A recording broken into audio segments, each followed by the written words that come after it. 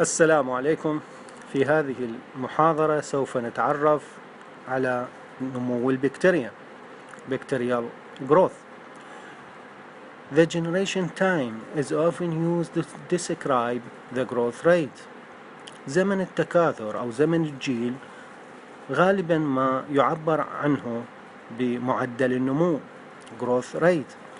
The generation time is the time required for the population to double. إذن تعريف الجنريشن تايم هو الوقت المطلوب لتضاعف المجتمع البكتيري population to doubles. The maximum generation time differ from various organisms. زمن الجيل يختلف باختلاف الكائنات. It may be as short as 20 minutes for some rapid growing pathogen and as long as 20 hours for others. يكون أقل من 20 دقيقة لبعض البكتيريا الممرضة، ويكون أكثر من 20 ساعة للبعض الآخر. مثال عليها المايكوبكتيريوم tuberculosis اللي تكون as long as 20 hours the generation time. Mycobacterium tuberculosis هي البكتيريا المسببة لمرض السل. Many pathogens have generation time of less than 30 minutes. معظم البكتيريا الممرضة تمتلك generation time زمن نمو أو زمن الجيل الذي يكون أقل من 30 دقيقة. Thus, their population can quickly become very large. لذلك هذه المجتمعات تكون سريعة أن تكون كبيرة جدا. One bacterium with a 30-minute generation time will grow overnight 12 hours into more than 1 billion cells. إذن خلية واحدة بكتيرية الجنريشن تايم 30 دقيقة، إذا تركت overnight لمدة 12 ساعة سوف تتكون ما يقارب ال 1 billion cell. After less than 3 days بعد 3 أيام approximately growth نمو تقريبا نموها سيكون طبعا هناك شرط with an unlimited supply of nutrients. بحالة نموها لمدة 3 أيام وتم تجهيزها بمغذيات غير محدودة. This culture would wait as much as planet Earth. سوف يتكون هذا الكلتشر، هذا المجتمع، هذا البكتيري يكون الوزن مالته تقريبا أكثر من الأرض. Growth is limited by يكون النمو محدد بعدد من العوامل، منها exhausted nutrient supplied or key resources نفاذ المغذيات المجهزة للبكتيريا، accumulation of toxic metabolic products تراكم نواتج الأيض السامة للبكتيريا، antibiotic from neighboring microbe or human المضادات الحيوية من الأحياء المجاورة أو من الإنسان، immune system الجهاز المناعي، بالإضافة إلى environmental conditions الظروف البيئية. كل هذه العوامل هي عوامل محددة لنمو البكتيريا. Growth requirement متطلبات النمو. ما هي متطلبات النمو؟ Major nutrient requirement for bacterial growth. هناك مغذيات ضرورية لنمو البكتيريا، هي الكربون to make all molecules كربون يكون جميع الجزيئات في خلية البكتيريا. نيتروجين. Protein and DNA are nitrogen rich compounds. إذن بروتينات والدي ان اي هي مركبات نيتروجينية. Phosphorus is the membrane phospholipid and DNA. الفسفور يدخل بتركيب الغشاء الخلوي للبكتيريا بالإضافة إلى الدي ان اي. سلفر الكبريت is proteins. السلفر يدخل بتكوين بعض أنواع البروتينات. and iron الحديد is many enzymes. يكون ككوإنزيم مساعد إنزيمي لكثير من الإنزيمات especially those involved in metabolism، خاصة الإنزيمات التي تشترك بعمليات الأيض الخلوي. Major nutrient sources. ما هي المصادر هذه المغذيات؟ جلوكوز، سكر الجلوكوز واحد من أهم المصادر المغذيات للنمو البكتيريا. Almost all pathogenic bacteria can grow on glucose. معظم البكتيريا الممرضة تستطيع النمو على الجلوكوز. other sugars بالإضافة إلى سكريات أخرى. proteins, peptides and amino acids. كل هذه هي عوامل أو مصادر مهمة لنمو البكتيريا كمغذيات. lipids الدهون. organic acid and alcohol حوامض العضوية وكذلك الكحولات. Many nutrient sources serve as both an energy source and source of carbon for the synthesis of all cellular components. إذن العديد من المغذيات تعمل عمل مشترك كمصدر للطاقة بالإضافة إلى مصدر للكربون في بناء المركبات الخلوية. For example, in the presence of oxygen, many bacteria can oxidize about 50% of the glucose to the CO2 and water, and this produces enough energy to convert the remaining 50% of glucose to the cell material. على سبيل المثال، وجود الأكسجين بعض البكتيريا تستطيع أن تؤكسد 50% من الجلوكوز إلى CO2 and water، وهذه الطاقة هي كافية على تحويل ما تبقى من الجلوكوز اللي مقداره 50% إلى مركبات أو مكونات خلوية. Many bacteria can also use a wide variety of organic compounds.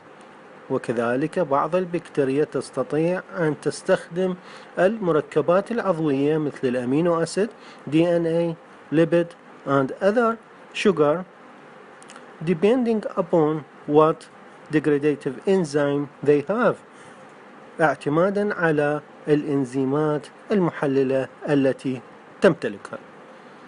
The carbon sources that a bacterium used can be diagnostic. اعتمادا على مصدر الكربون البكتيريا التي تستخدمها نستطيع من خلالها أن نشخص هذه البكتيريا. وعدنا واحد من الأمثلة اللي هو بكتيريا نيسيريا as an example. Amino acid, peptides and proteins are excellent sources of carbon, nitrogen and sulfur. إذن الأحماض الأمينية والبيبتيدات والبروتين هي مصادر غنية بالكربون والنيتروجين والكبريت. Bacteria need a large amount of nitrogen to synthesize protein and nucleic acid. البكتيريا تحتاج إلى كميات كبيرة من النيتروجين لصناعة البروتينات والأحماض النووية. Many pathogenic bacteria require the specific preformed amino acid. بعض البكتيريا المرضية تحتاج إلى أحماض أمينية خاصة amino acids and peptide can be taken up by bacteria. Protein cannot. إذن البكتيريا تستطيع أن تأخذ الأحماض الأمينية باعتبارها وحدات صغيرة ولا تستطيع أن تستخدم البروتين. too big. البروتين هو جزيئات كبيرة. Thus may be pathogens secreted proteases. إذن بالنسبة لوجود البروتين بعض البكتيريا لها القابلية على إفراز إنزيم البروتيز الذي يعمل على تحطيم البروتين إلى أحماض أمينية وبالتالي تستطيع أن تستفاد من هذه الأحماض الأمينية كمصدر للنيتروجين والكبريت وكذلك للسلفر. Ammonia NH4 and nitrate are also possible nitrogen sources. بعض البكتيريا تستطيع أن تستخدم الأمونيا وكذلك النيتريت كمصدر للنيتروجين. Microbes secrete nuclease to break down available DNA and RNA. Microbes can take up nucleotides that can be used as carbon, nitrogen, phosphor sources or for their own nucleic acid synthesis. الميكروب يفرز انزيم النيوكلييز الذي هذا الانزيم يقوم بتحطيم الدي ان اي والار ان اي وبالتالي سوف ينتج النيوكليوتيد الذي تستطيع الميكروب من استخدامه كمصدر للكربون والنيتروجين والفسفور لبناء النيوكليك أسيد الخاص بالميكروب. Microbes may produce phospholipase that act on host cell membrane. كذلك الميكروب يستطيع إنتاج إنزيم الفوسفولايبيز. هذا الإنزيم يقوم بتحطيم أو يعمل على الغشاء الخلوي للمضيف وبالتالي يحطمه. إذن degradation of phospholipids from host cell membrane provide microbes with carbon, nitrogen, phosphor. إذن تحطيم الدهون الفسفورية التي تكون موجودة بالغشاء الخلوي للمضيف سوف يزود الميكروب بمصادر الكربون والنيتروجين والفوسفورس or low iron levels can induce phospholipase production. Host cell lysis by phospholipase activity yields iron. إذن المستوى المنخفض من الفوسفور وكذلك الحديد يستطيع حث الفوسفولايبيز انزيم الفوسفولايبيز على تحلل الخلايا المضيف وبالتالي فعالية الفوسفولايبيز سوف ينتج عنها الحديد. Pathogenesis often results from microbes assessing host nutrients. Microflora organisms are provided for by the host. بعض الممرضات أو بعض البكتيريا تستطيع أن تنتج زيادة من مغذيات المضيف. مثالها البكتيريا الميكروفلورا وهي من البكتيريا المتعايشة التي توجد في أمعاء الإنسان التي تزود المضيف بالعديد من المغذيات. Growth factors عوامل النمو. Growth factors are organic compounds that are not metabolized to supply energy, but are used to make metabolite that the bacterium cannot be synthesized themselves. إذن عوامل النمو هي مركبات عضوية تضاف ليس لتجهيز الطاقة وإنما لعمليات الأيض لكون البكتيريا لا تستطيع صناعتها بنفسها. E. coli need no growth factor and can grow on glucose, NH4, ammonia, and inorganic ions. بالنسبة للبكتيريا الإي كولاي لا تحتاج إلى عوامل نمو، تستطيع أن تنمو على سكر الجلوكوز مع الأمونيا وإضافة بعض الأيونات اللا عضوية. Many host-associated microbes required one or more specific growth factor in addition to the carbon sources. إذن المضيف يجهز الميكروب بمتطلبات واحدة أو أكثر من عوامل النمو الخاصة بالإضافة إلى مصدر الكربون. Different organisms require different growth factor. اختلاف الكائنات تحتاج إلى عوامل نمو مختلفة. Some are fastidious. بعض الكائنات تكون شديدة الحساسية، أي أنها تحتاج إلى عوامل نمو خاصة لنموها وتكاثرها. The requirement for growth factor can be diagnostic. إذن المتطلبات عوامل النمو من خلالها نستطيع أن تتم عملية التشخيص، مثل هيموفيلس كمثال لهذه البكتيريا. الفيزيكال requirements for bacterial growth، المتطلبات الفيزيائية لنمو البكتيريا. Growth rate معدل النمو generation time are affected by the environment. إذن معدل النمو يتأثر العوامل البيئية. من هذه العوامل البيئية temperature، درجة الحرارة.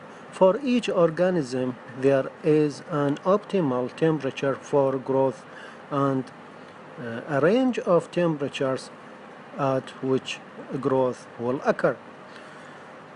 لكل كائن حي له درجة حرارة مثلى للنمو، وكذلك يستطيع النمو بمدى من درجات الحرارة.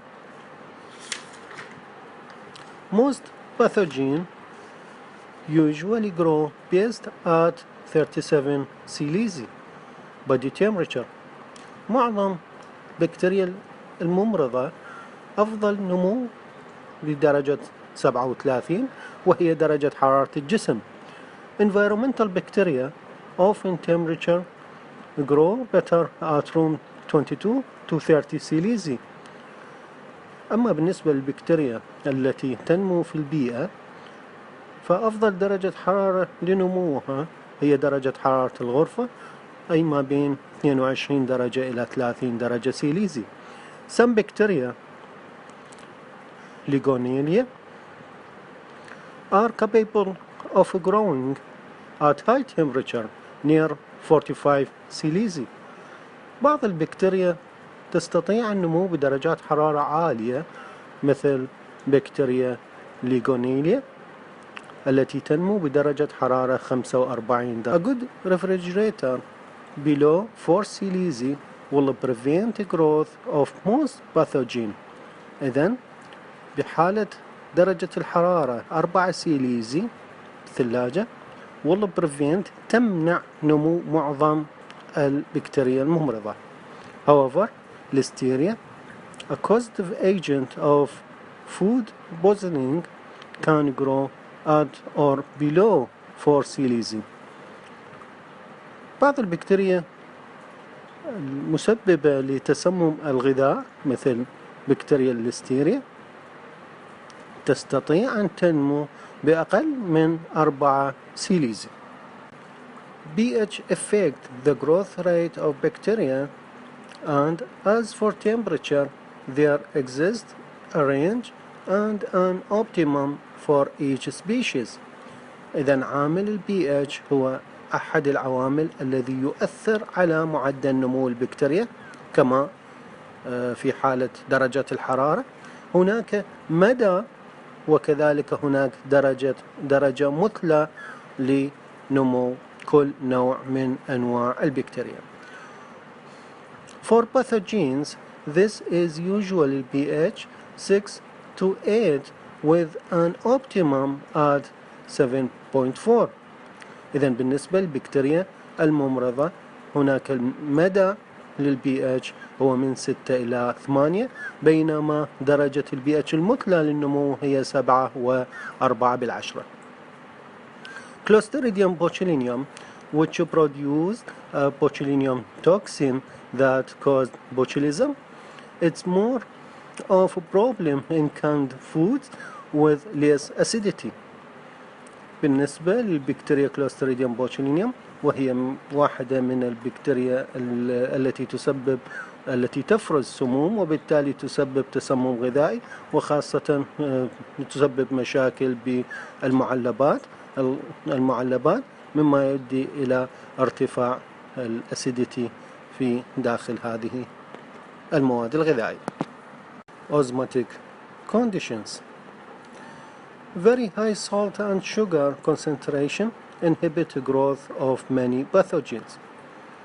بالنسبة للظروف الأزموزية، فإن التراكيز العالية من الملح أو السكر لها القابلية على تثبيط النمو معظم البكتيريا المرضية.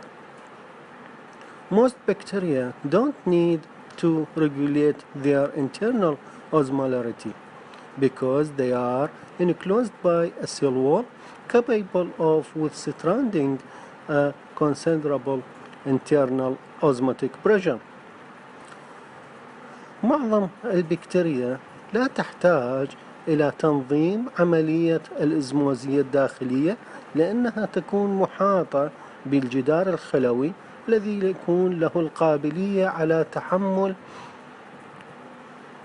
التغيرات بالضغط الإزموزي الداخلي. Contrast this to the red blood cell. على العكس من خلايا الدم الحمراء RBCs, which will burst if placed in distilled water.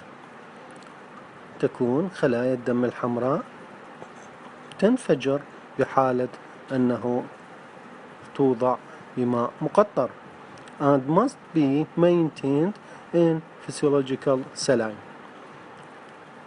يجب أن نحافظ عليها بوضعها بالمحلول الملح الفسيولوجي الذي يكون 0.85% NaCl. The osmotic strength of a medium can be adjusted by addition of ions such as NaCl or non-metabolized sugar such as sucrose. نستطيع أن نحافظ على قوة الإزموزية بواسطة إضافة بعض الأيونات مثل ال NaCl ملح الطعام، أو بواسطة المواد مثل الشجر، مواد سكرية كالسكروز. Phases of growth in the bacterial growth. مراحل النمو أو أطوار النمو. The growth of bacterial culture is usually portrayed by plotting the number of cells on the logarithmic scale as a function of time. مراحل النمو أو أطوار النمو للبكتيري تم تخطيطها أو تصويرها على شكل منحنى أو مقياس لوغاريتمي يمثل منحنى النمو. A growth culture contains 4 phases. منحنى النمو يتكون من 4 أطوار. Lag phase, metabolic activity but no increase in numbers. الطور الأول هو الطور lag phase، وهو يمثل فعالية أيضية، لكن لا يحدث في هذا الطور زيادة بالأعداد. Adaptation to the host environment، إذن هو عملية تكيف للبكتيريا على بيئة المضيف. When bacteria are inoculated into the fresh medium, reproduction doesn't usually begin immediately. إذن عندما يتم تلقيح البكتيريا بوسط جديد، عملية التضاعف لا تحدث بصورة آنية، ولكن تحتاج إلى عملية تكيف إلى هذا الوسط قبل عملية التضاعف. During the lag phase, cell mass and size begin to increase before cell numbers increase, and the synthesis of macromolecules, RNA, protein, needed for growth in the new medium occurs. إذن خلال هذا الطور اللي هو طور اللاج فيز الذي يسمى طور التأخر أو الطور البطيء، يحدث زيادة بحجم وكتلة الخلية قبل عملية الزيادة بالعدد، وذلك من خلال تصنيع الماكرو موليكيولز، الجزيئات الكبيرة مثل البروتينات والRNA والDNA أو السكريات التي تحتاج هذه الجزيئات الكبيرة بعملية النمو. The length of the lag phase depends on طول هذا الطور يعتمد على عدة أمور، منها kind of bacteria، نوع البكتيريا، the age and the size of the inoculum، حجم وعمر اللقاح أو التلقيح، the nature of the medium، طبيعة الوسط البكتيري from which they were taken، الذي يتم الأخذ من عنده، and the nutrient present in the new medium، والمغذيات الموجودة بالوسط الجديد. كل هذه العوامل تعتمد عليها طول اللاج فيس.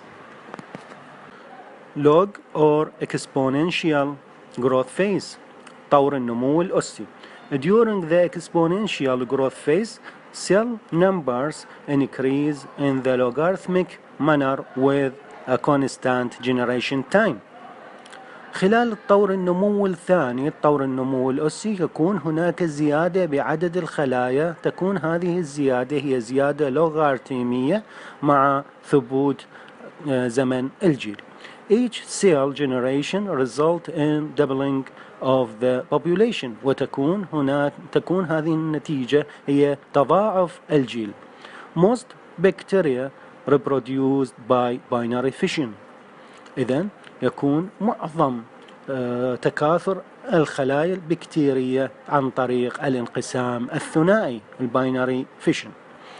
Both cell number and mass increased in coordinate manner during the log phase. إذن خلال هذا الطور الأسي يكون هناك زيادة بعدد الخلايا وكذلك بكتلة الخلايا. And measurements of either parameter can be used to determine the generation time. إذن هذان العاملان اللي هو cell number عدد الخلايا والماس والكتلة، من خلالها نستطيع أن نحدد زمن الجيل. The rate of cell division is dependent on the type of organisms. إذن معدل الانقسام الخلوي يعتمد على عدد من الأمور، أهمها type of organisms، نوع الكائن، the nature of the medium، طبيعة الوسط، the temperature، درجة الحرارة، and for aerobic organism، بالنسبة للكائنات الهوائية يكون the rate of aeration، تكون معدل التهوية أيضا واحد من العوامل التي تعتمد عليها معدل الانقسام phase. Logarithmic growth becomes slow because of accumulation of the waste product, exhaustion of nutrient, change in pH or decrease in oxygen tension. بهذا الطور، طور الثبات، يكون عملية النمو اللوغاريتمي تصبح أبطأ، وذلك لحدوث عدد من الأمور، منها accumulation of the waste product، تراكم نواتج الفضلات، بالإضافة إلى نفاذ المغذيات وتغيير بالPH، بالإضافة إلى نقصان الأكسجين. The population then enter the stationary phase, in which the number of viable cells remain about constant. في هذه الظروف تدخل البكتيريا إلى طور الثبات الذي يكون به عدد الخلايا الحية تقريبا تبقى ثابتة. Usually there is a steady state, حالة استقرار, in which some cell die and other continue to divide. إذن بهذا الطور تكون هناك حالة استقرار، بأن تكون هناك بعض الخلايا تموت والبعض الآخر تستمر على الانقسام. Enter into the stationary phase or even starvation for a required nutrient need not result in the killing of the most bacteria. إذن الدخول بهذا الطور، طور الثبات، يكون هناك تحدث مجاعة بسبب نقص المغذيات المطلوبة، وبالتالي يكون هناك قتل لمعظم أنواع البكتيريا. This phase may last for only a few hours, but in some cases can last for days, months or years, depend on the species and condition. في طور الثبات يكون فقط لعدة ساعات، لكن في بعض الحالات الخاصة يستمر لأيام أو أشهر أو حتى لسنين، وهذا يعتمد على نوع البكتيريا بالإضافة إلى الظروف. Almost all pathogenic bacteria will grow to a concentration between. إذن معظم البكتيريا المرضية تنمو بتراكيز ما بين 5 في 10 أس 8 إلى 1 في 10 أس 9 بكتيريا بالمل الواحد. At the stationary phase when grown in the test tube and lab، عندما ننمي هذه البكتيريا في أنبوب اختبار في المختبر. Death phase، طور الموت، وهو الطور الرابع من أطوار نمو البكتيريا. The rate of death exceed the rate of reproduction. معدل الموت يتجاوز معدل التكاثر في هذا الطور.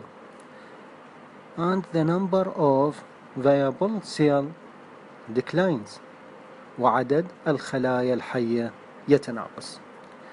The length of time before all cells have died differ markedly for various organisms.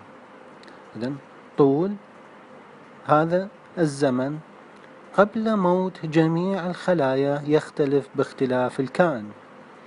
Some species have a very short death phase.